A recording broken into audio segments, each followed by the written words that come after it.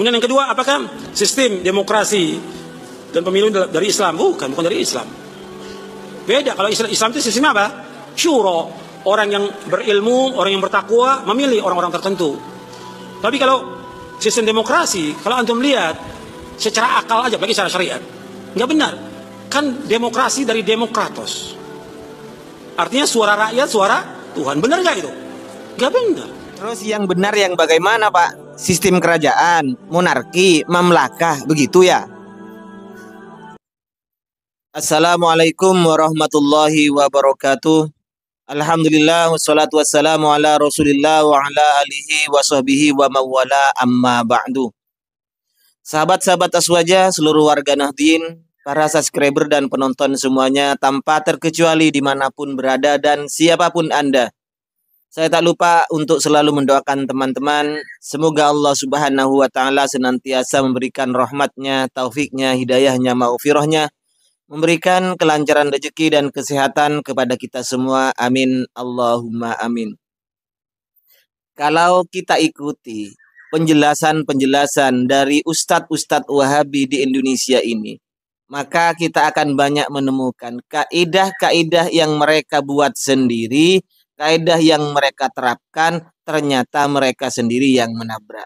Satu, kaidahnya, kalau urusan dunia, standarnya, kaidahnya yang mereka pakai adalah sabda Nabi, antum a'lamu bi umuri dunyakum. Kamu yang lebih tahu terhadap urusan kalian. Au kamakol, seperti itu. Jadi kalau urusan dunia, silahkan kita bebas berkreasi. Sebisa kita, semampu kita, silahkan mau berkreasi seperti apapun. Sampai ada dalil yang melarangnya, itu kalau urusan dunia. Nah, tetapi kaidah ini oleh ustadz-ustadz Wahabi plus 62 ini ditabrak sendiri. Apa contohnya? Masalah pemilu, pilpres dan pilkada. Pemilu, pemilihan presiden, pemilihan kepala daerah, baik bupati ataupun gubernur, ini kan urusan dunia. Seharusnya kalau ustadz-ustadz Wahabi itu konsekuen dengan kaidah mereka, maka ini adalah urusan dunia, maka hukum asalnya adalah jawaz, adalah mubah, boleh. Kalau kita mengikuti dari awal sejarah, dari zaman Rasulullah, pertama Rasulullah, kemudian mengganti Sayyidina Abu Bakar, ini melalui musyawarah para sahabat. Nah, setelah ke belakang, setelah 4 Khulafaur Rasyidin, Abu Bakar, Omar, Utsman, Ali. Kemudian apa yang terjadi? Ini sistemnya sistem muluk.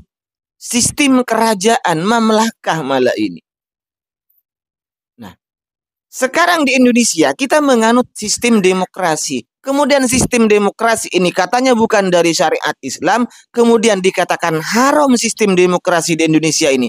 Padahal kita tahu tidak ada hadis, tidak ada Al-Quran yang menjelaskan bahwa sistem demokrasi, negara yang menganut sistem demokrasi itu adalah haram.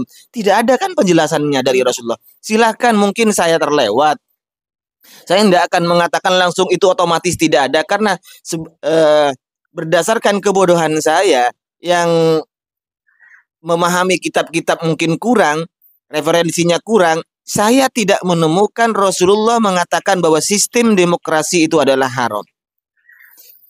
Menurut pemikiran saya, kalau kaidahnya kita pakai, kaidah ustadz-ustadz Wahabi sendiri kita pakai, bahwa hukum asal daripada sesuatu itu hukum asalnya dunia ya ini. Masalah keduniaan, maka hukum asalnya adalah mubah. Dan demokrasi, pemerintahan ini bukan urusan ibadah loh. Kalau bukan urusan ibadah, maka namanya urusan dunia. Kalau urusan dunia, seharusnya hukum asalnya mubah. Sampai ada larangan bahwa sistem demokrasi itu adalah haram, Pak Wahabi. Nah, pemilihan presiden sudah semakin dekat. Tinggal menghitung hari lagi seperti ini.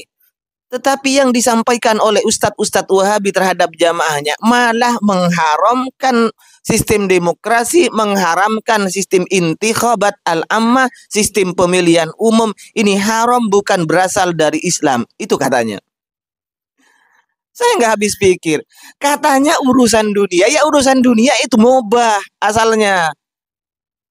Asalnya itu mubah. sampai ada larangan khusus melarang sistem demokrasi ini. Apakah yang berasal dari Islam itu adalah mamlakah, sistem kerajaan seperti itu?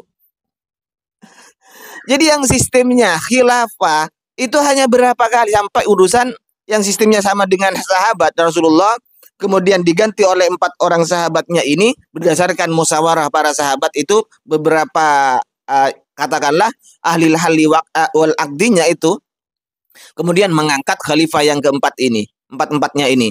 Kemudian setelah itu apa? Itu mamlakah, kerajaan setelahnya itu. Ya, inilah teman-teman semua, bahwa kaidah-kaidah mereka sendiri itu sering mereka tabrak sendiri. Ini dalam urusan dunia. Dalam urusan ibadah lain lagi.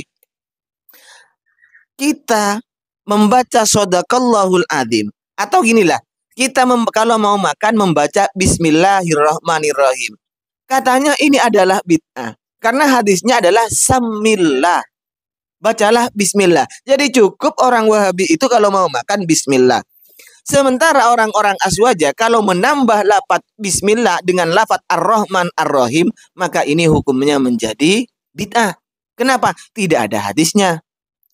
Tetapi ketika mereka sendiri yang berbuat, contohnya Ustadz Firanda, ketika ditanya bagaimana hukumnya di dalam sholat berdoa dengan selain bahasa Arab, berdoa dengan bahasa Indonesia. Ya Allah, mudah-mudahan saya cepat dapat jodoh. Ya Allah, mudah-mudahan saya banyak rezeki di dalam sholat seperti itu misalnya. Ya Allah, sembuhkanlah anak saya di dalam sholatnya seperti itu. Ini oleh Ustadz Firanda diperbolehkan.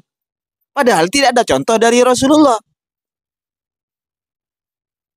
Ini kan menambah namanya. Membaca sesuatu di dalam sholat bighairil maksur, dengan sesuatu yang tidak maksur dari Rasulullah.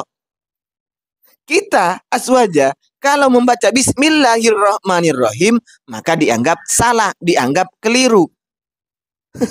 Lucu, membaca sholawat di sela-sela tarawih, membaca salawat sebelum adzan itu adalah bid'ah karena tidak ada contoh dari Rasulullah.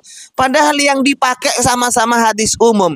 Firanda mengatakan dan Ustadz Wahyu bolehnya berdoa apa saja di dalam sholat sekalipun tidak dicontohkan oleh Rasulullah, walaupun pakai bahasa Indonesia, pakai bahasa ajami, karena pakai hadis umum bahwa perbanyaklah sholat ketika perbanyaklah doa di dalam sholat itu. Maka perbanyaklah doa terutama di dalam sujud. Dalilnya dalil umum. Tetapi kalau Aswaja pakai dalil umum, ini ditolak. Wahai orang-orang beriman, solawatlah, membaca solawatlah terhadap Nabi dan baca salam. Pakai hadis itu, pakai dalil Al-Quran itu, ini ditolak. Itu dalil umum, tidak ada contoh dari Rasulullah. Tapi kalau mereka, oke, berarti kalau demikian, kaedah mereka yang buat, yang bikin, kemudian ditabrak sendiri. Bid'ah hanya untuk di luar kelompoknya, bahkan di luar orang lain. Kalau walaupun sama-sama grupnya, sama-sama kelompoknya, tetapi kalau berbeda dengan dirinya maka akan disebut murji'ah, disebut khawarij, ahli bid'ah dan lain-lain. Sebagaimana kita ketahui, kelompok Wahabi Yaman dengan kelompok Wahabi Madinah ini sering gontok-gontokan, bahkan saling tuduh murji'ah, saling tuduh bid'ah, ahli bid'ah, saling tuduh akidah khawarij. Demikian sekedar tanggapan dari saya untuk teman-teman Wahabi, mudah-mudahan diberi kesadaran oleh Allah Subhanahu wa taala. Tapi sadarnya sadar, maksudnya diberi hidayah oleh Allah Subhanahu wa taala. Amin Allahumma amin.